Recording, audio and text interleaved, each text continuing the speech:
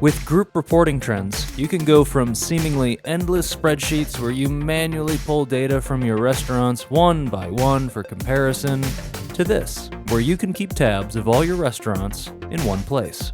Each of your restaurants has their own row of data, so you can compare how you're trending with your ratings, seated covers, guest spend, and more.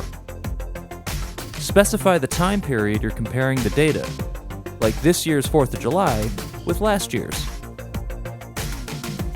With the change column, quickly and easily see the change in percentage, actual number, or total number. So stop dealing with this and let Guest Center do the work for you.